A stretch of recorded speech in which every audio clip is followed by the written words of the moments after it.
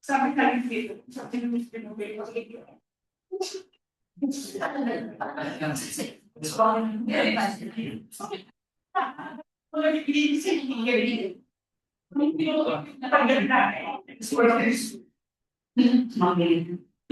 para siya. Ilan mo lang ang start. Wala siya.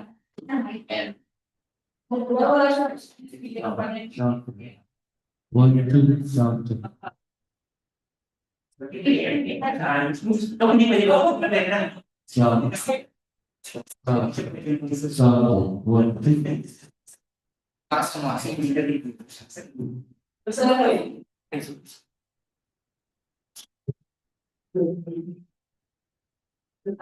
One, two. Minus. Ano siya?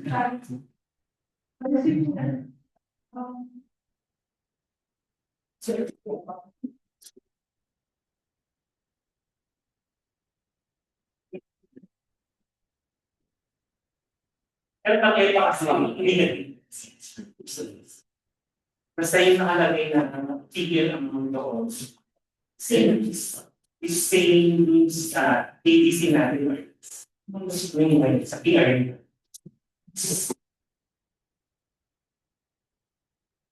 Ang pataas o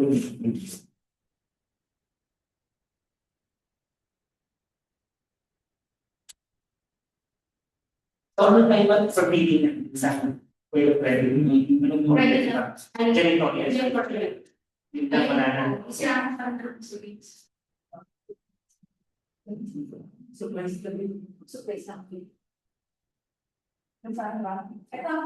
Nakasaksak ba ito, sir? Oo.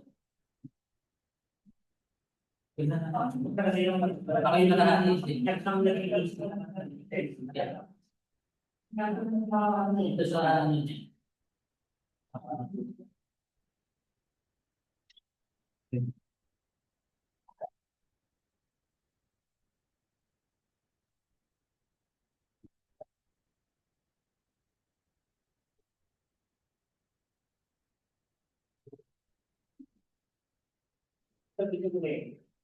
Mabot ko ba yung sa tawa, hindi ka dito sa bago.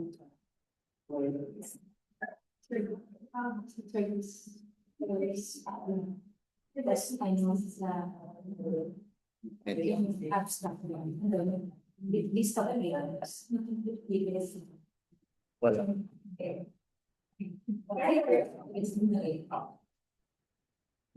Ito lang siya.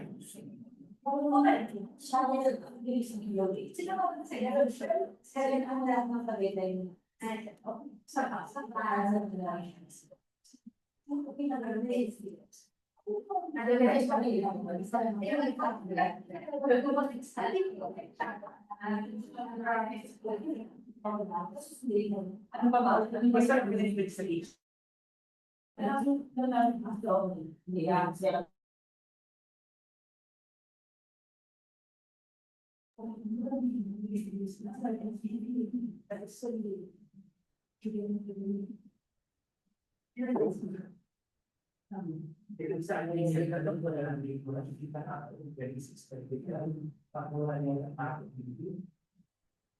Pwede silang mag-leave, no?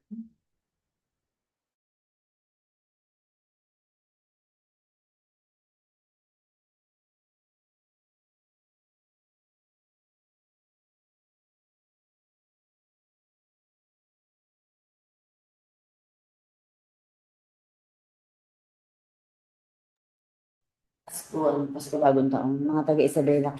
Yan lahat. Ay ngayon, Pa mauuwi ngayon. si Daddy, Andiyan na. birthday niya ng 13 Sunday, umuwi siya nung Friday. Pagka na siya babalik. Sobrang dami ng tao sa airport. Grabe. Sa Feb. Yung cousin ko din, di ba, magpapakasal kami ng relatives sa Zamboanga. Tapos isa sa January 7, nagsiuwi anak sila kahapon. Grabe, hindi sila magkita-kita sa immigration. Naghiwalay sila. Isang airline sinakyan nila, halima sila magkakasama. Hiwa-hiwalay. Driver ko nagsundo sa arrival 4, isa sa 13, balik na naman siya kasi kala niya magkakasama. Nandun yung isa sa 1 kasi letter. Kasi nandun sa immigration, sobrang daming tao. Tapos, syempre, US citizen sila. Hindi naman sila foreign passport sila. Grabe, ang higpit-higpit pa daw. Kahit po, Nagkaiba. support na mahigpit. Flight nila 5:45 ang arrival supposedly. Nakalabas sila ng airport 8 o'clock. Nandun yung driver ng alas 3. Gumagugutom ang mag-aatin. Kaya good luck. Sabi ko na po, di ba Thursday punta kami sa Buanga. Tapos sa Wednesday papunta kami Japan. Patay kami. Hindi, ano naman yun, trip naman, personal trip naman. Yung mga kaibigan ko dito, ano kami, 5 kami dito sa Tala. Kasi mga co-residents ko yan eh. Tapos yung iba sa labas naman. 10 kami. Magkakasama. Last year, nag-Korea din kami. Ha? Nag-Korea din kami last year. Same group naman. Japan. Oo. Ngayon, Sapporo nga kami, yung winter capital.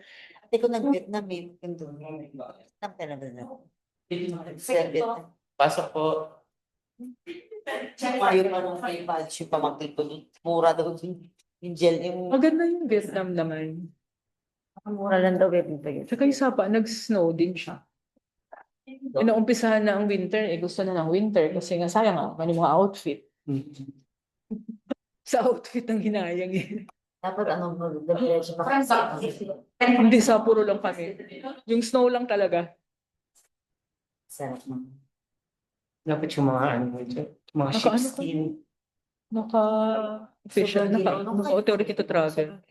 Nang negative 5 daw. Pero kaya. 0 to, oo. Dati. Hindi, dapat marami kang damit. 5 layers. Meron kang heat-tech, meron kang isa pa, meron kang isang chaleco, tapos may jacket ka pa. Nakatawa kayo, paano tayo maglalagay sa snow? Baka matumba na tayo. Body warmer na. May body warmer naman. May yung mga heat-tech na, di ba, sa Uniqlo. Pero mahal din siya, damit lang, halaga. Uniqlo yan, meron yan. Meron sa Uniqlo. So, Yung syempre, matitit yung mga sheepskin, Tapos sa Pilipinas yun. bulky siya, syempre. mga suit. Bulky siya. Kapag dito mo sinusunod, hindi ka tapos. Naku, hindi. Kahit long sleeves nga dito, ang hirap na eh. Grabe yung temperature.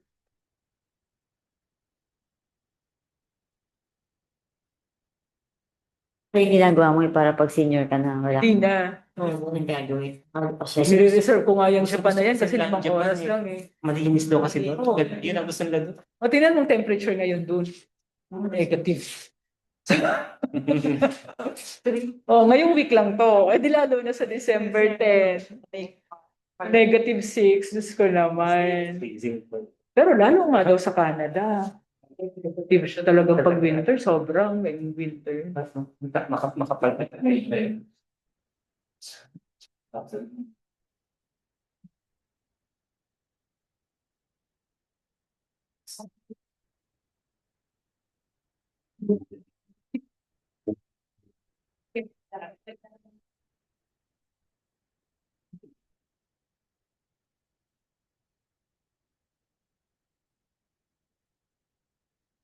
Na tayo? Amoy, stop na daw. Oo, 10 na. Kung wala man tayo. May nag-join online. Oo. Sila naman din kung nakapag-break sa Mhm. Pero basta naka-ano? Naka-open. Okay. Yes.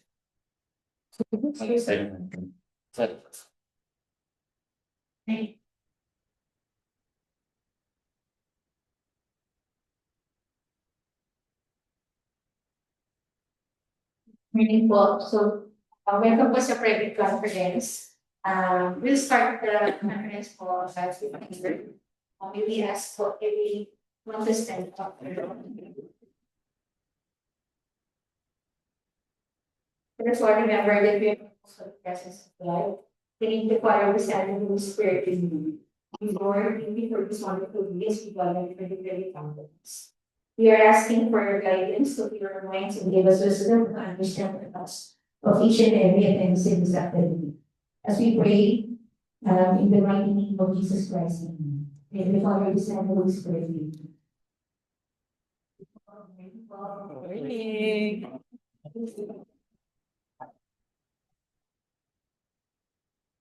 Okay, so for private conference po,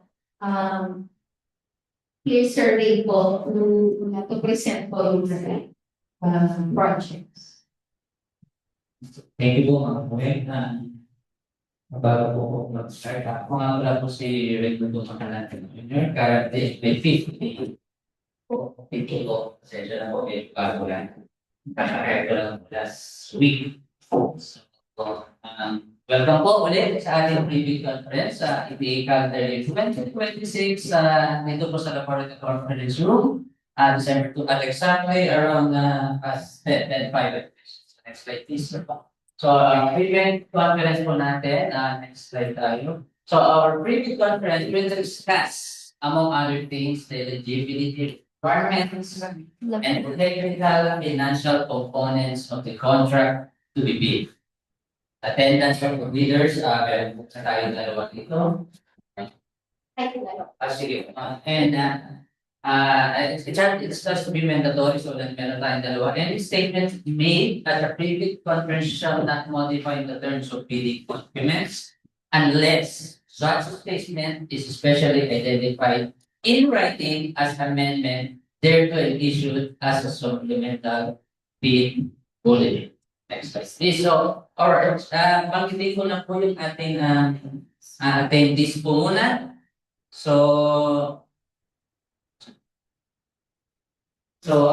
Unahin po natin si Doc Iris Tudeo. Good morning po, our third person. Dito rin po siya ang ating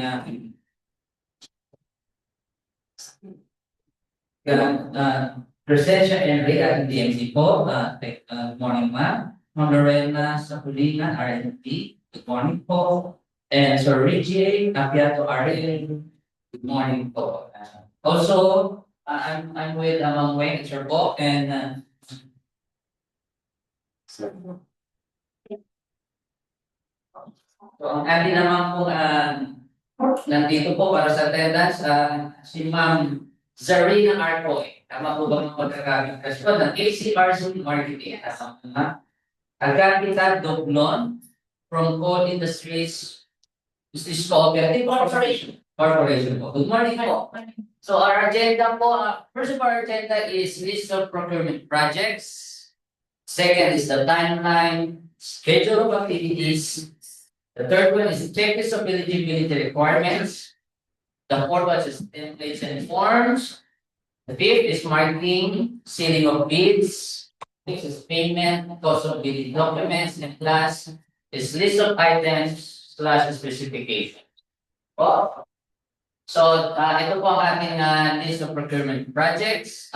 Number 1 po ay supply and deliver of janitorial services under EPA's calendar year 2026 with PIN number 2025-11-003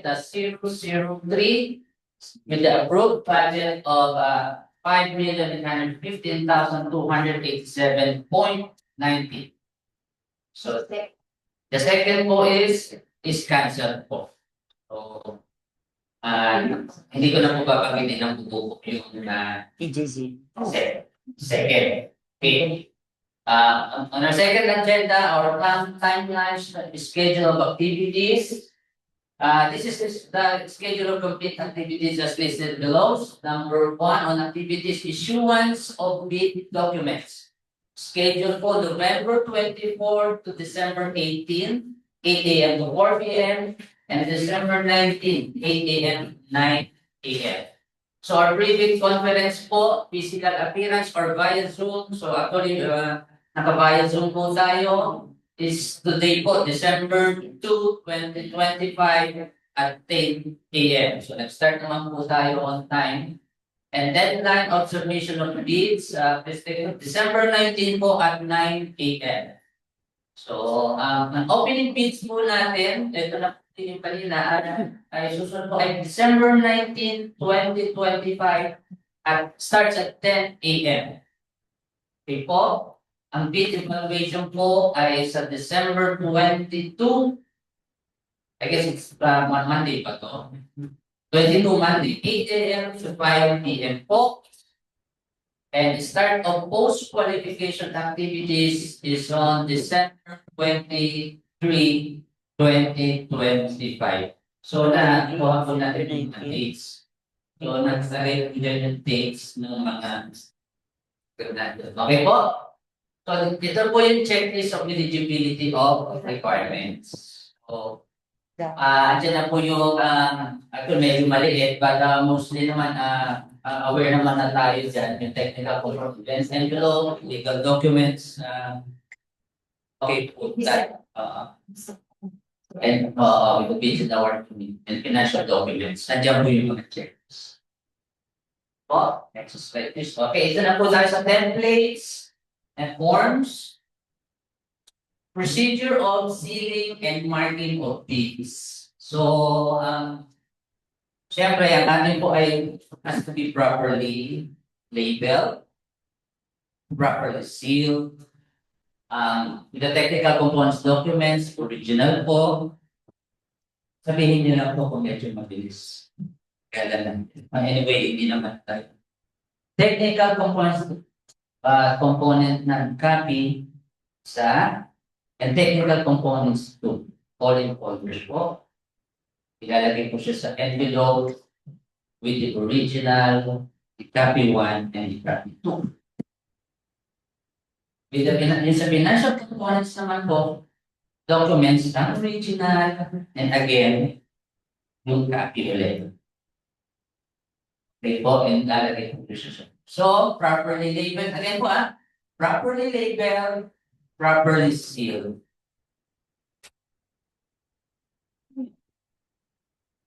Procedure of sealing and marking of bids, technical components, documents, andyan po yung pangalan. Red doc po.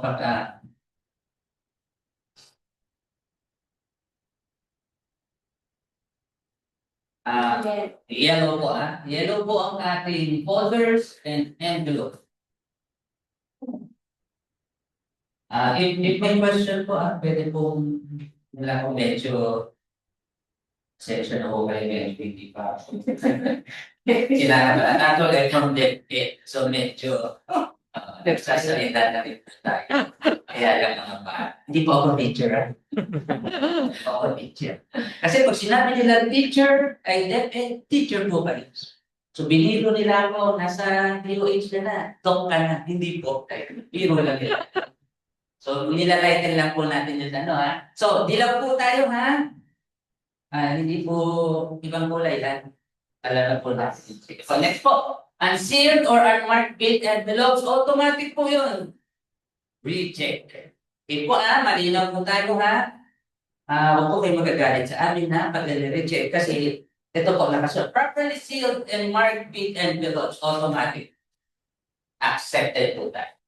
Improperly sealed, marked bid or not properly bid and password protected, okay, accepted po, provided that the bidder is duly authorized representative shall acknowledge such condition of the bid as submitted. Ito, mahalaga po na kayo po ay kahit pa paano hindi pinapadala. Sir po, next slide please. Purchasing of bidding documents. Okay, step 1 po tayo. Letter of intent. Name of the company. Project name. Bid, items to bid, total amount addressed to the bank chairperson. Sir, okay po picture na. Kasi nakikita ko medyo susulat po natin pahirapan ng konti ang sarili na. Pwede niyo po picture. Ito ang bilin ng tatay ko. Kadalalian na. Ito. Yan, nakaliti na po sila sa likod. Kasi medyo sila magsulat kanina. Okay, step 2 po tayo. Payment. Cash basis po. Walang GCash, walang PayPal, at walang iba. May cash po. Okay? Hindi po kami tumatanggap ng credit card. So, payment po natin ay cash, accounting, and cashier for official receipt. Automatic po yun. Then, saka pa lang po kayo pupunta sa aming procurement office for sending of bidding documents. So, after step 1 and step 2, saka pa lang namin kayo makikita. So, hanapin nyo lang po kahit sino sa amin. Okay po. Next slide, please. Ito po, Ito po ang aming office hours. Monday to Friday, 8 a.m. to 4, payment for bid documents, submission of bid documents, except on the specified time with the deadline of submissions. Sir, Okay, closed on Saturdays, Sundays, and holidays. sir, wait lang. Mag-clarify lang. Yung sa LOI, ganun pa rin po, yung letter of intent, ipepresent ko muna sa meaning sa bank, and then bigyan ko ng kay church, then share or official receipt, then mag-request kayo sa amin para po masendan ko ng videos. Meron ko pang evidence na. I-mail lang yung videos. Yes po, balik. Soft copy. Oh, thank you tayo. I-remind ko po yung close on Saturdays, Sundays, and holidays. Kasi medyo nag-trauma ako sa technique. Kasi even Saturdays, Sundays, and holidays. Tama na yung ito. Okay. Additional information, the office remains open during work suspension announced by the DLG or the Office of the President. So, kami po nasa gobyerno, sanay na sanay po kami sa official gazette, lumalabas po yan. And yung announcement ni DLG with the word of hours, sabi nila, pero alam po namin yan, maging aware din tayo din, ha? Mga ma'am, kasi po ay, wala din po kami dito, wala po yung ako sinabi po, na wala po. Please ensure to provide correct email address and contact number for all transactions. Please po kasi as we go along, tinatawag po namin kayo, tinatawagan, and make sure po na sana may sasagot, even emails. Kasi madalas yung communication namin sa lahat ng part, even the number, tatawagan po namin. Okay po, next slide po, sure po. Okay, standard rates po. The cost of bidding documents correspond to A, B, C range as indicated in the table below.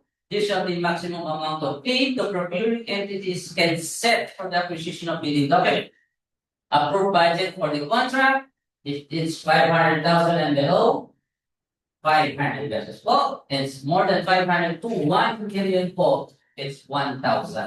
As habang lumataas po, lumalaki din po. More than 1 million to 5 million, 5,000 po. 5 million to 10 million, 10,000.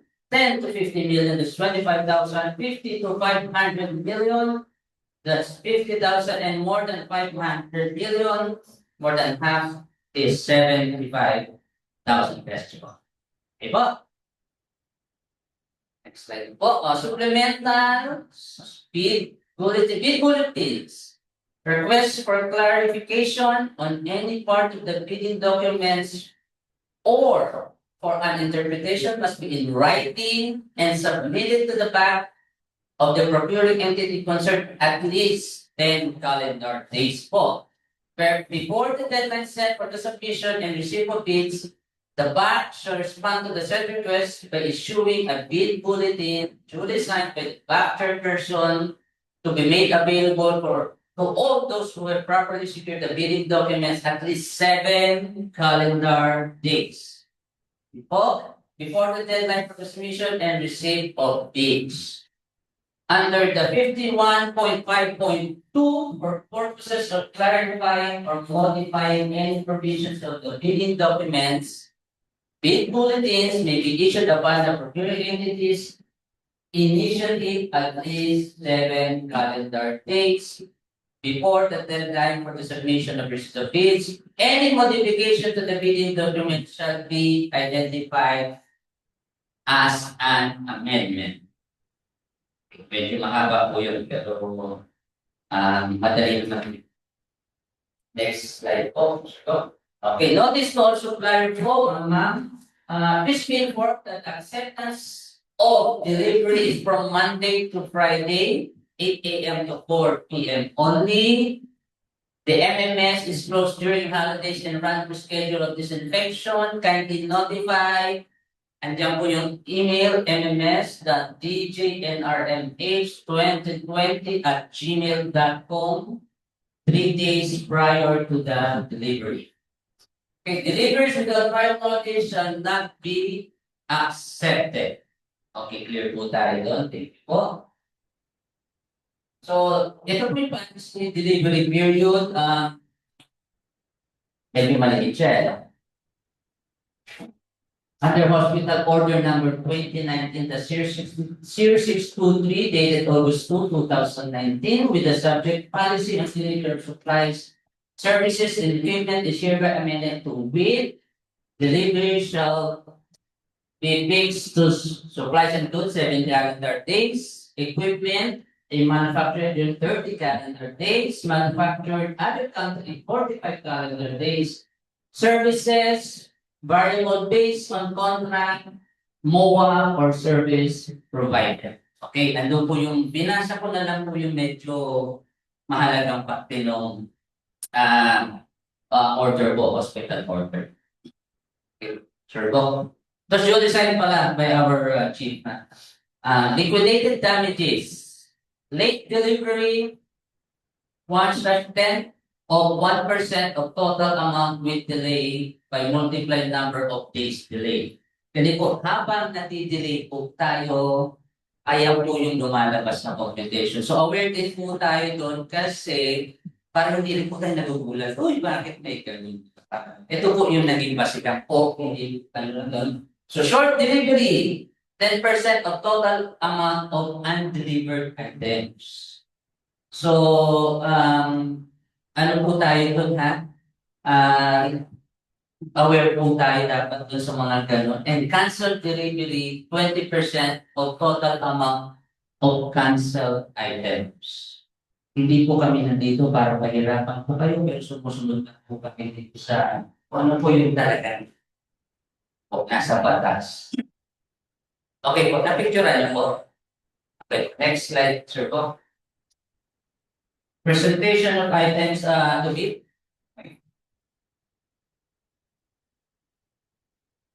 Services.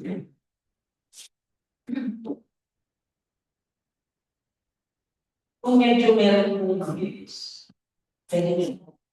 Tapos kapalitan natin. Okay naman po kasi para naman po kami karenderi yung. So just to make lang yung ating progress, mas maano po tayo. Hindi naman na kami pasunod sa iyo.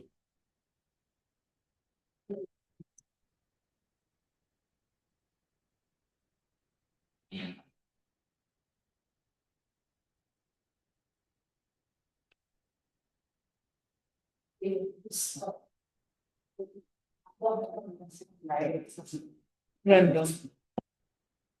Okay, so your list of items po to be. So kung may mga questions po kayo recording. So nakita naman po yun, kung ano yung mga items. May mga questions po ba sa mga items? Si Jordan.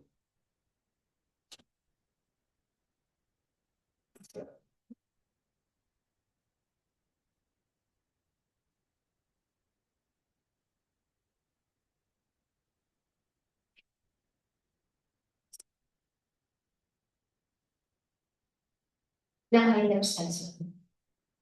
Diba? We have 51 items po. Nakita po. O meron po ba kayong pag-ibon? Piling natin yung sa 19, ano? Christmas party ng hospital. Sa Pero also sa knowledge po. Pwede kasi report ko yung 10 to 6 days. Cancel na lang kayo 9 o'clock. Okay. User now. Question, clarification. Then.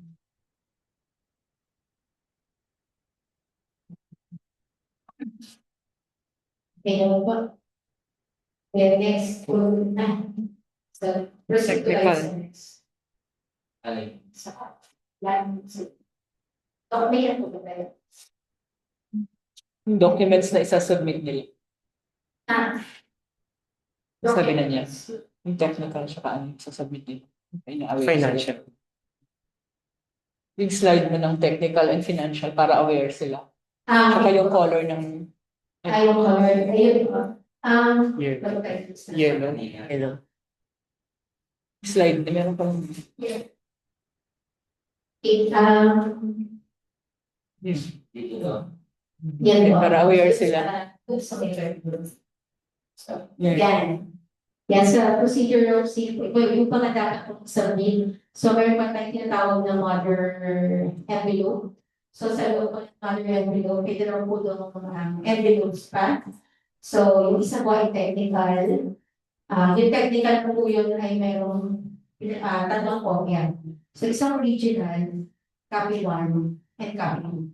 So, same pa rin po as before, 3 copies siya. Then, yung next envelope, financial, original po. So, 3 copies din po ulit, original, copy 1, and copy 2. Then, properly labeled with properly addressed to our backshare person. Sir, next. Okay, ito ang videos are dito Bego. So, sa kanya po iakas.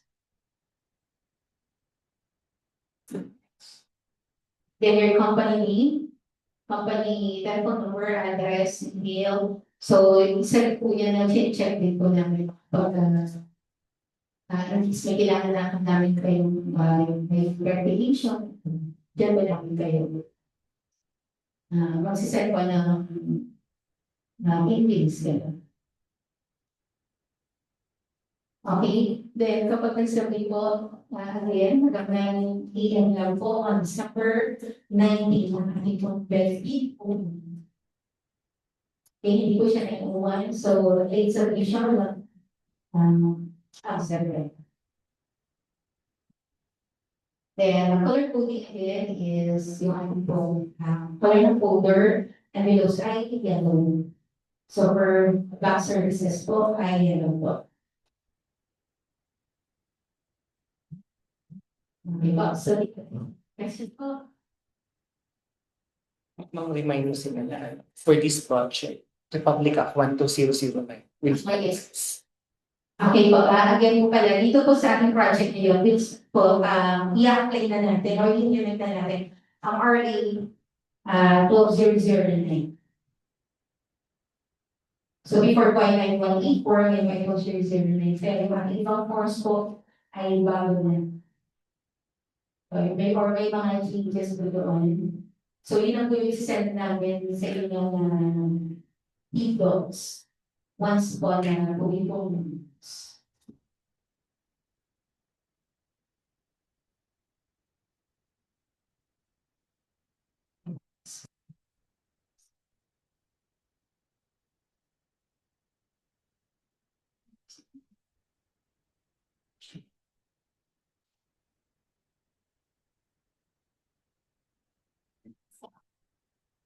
Sige naman po, ano po?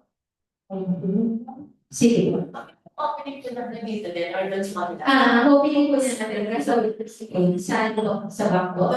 Yes po. Dito po dito. dito na pala ang Ako pa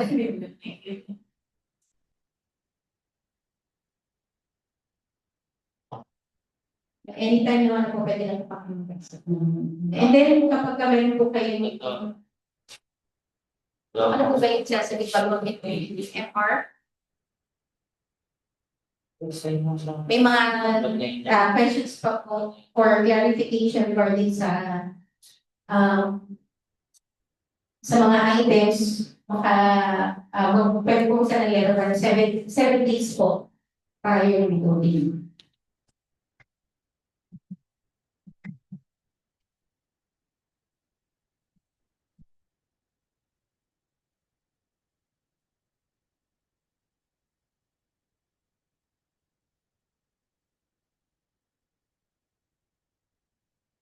Then kung meron po kayo mga questions na realize nyo, after po dito, pwede naman po kayo mag-email sa amin.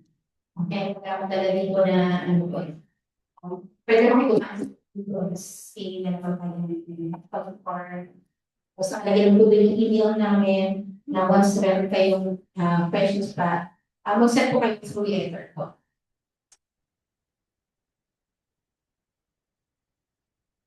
Yeah, pakabit nila sa import.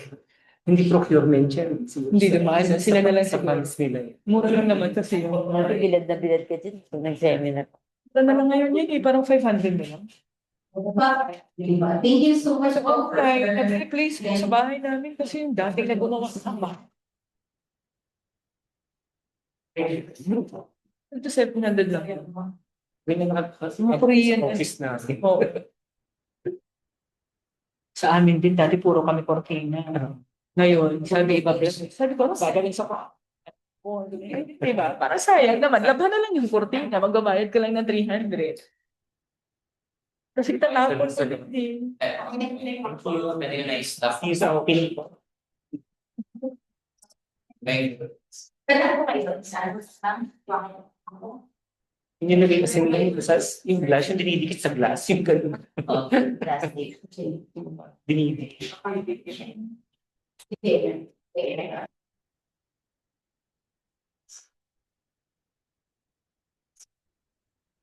Eh, panate, ang galing janitorial superstar. sa GC. Hindi sila in-extend. Pagkain mo na. Hindi pa ba? Hindi pa sila. Hindi sila sama sa era. Ayun nga, no? Bigyan ako ng GC. Renewal. Renewal din. Renewal. Kanya lang na yan. Oo yan. Renewal nga. Ano din? Renewal din. Kaya kanina sabi ko, Kasi sa sanitation akala ko. Ito lang yung bibig natin. Tapos biglang sudden change of mind. Naging renewal.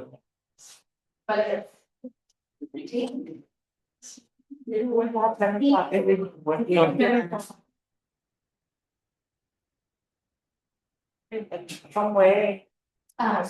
Yung janitorial natin, renewal din. Janitorial services. GC.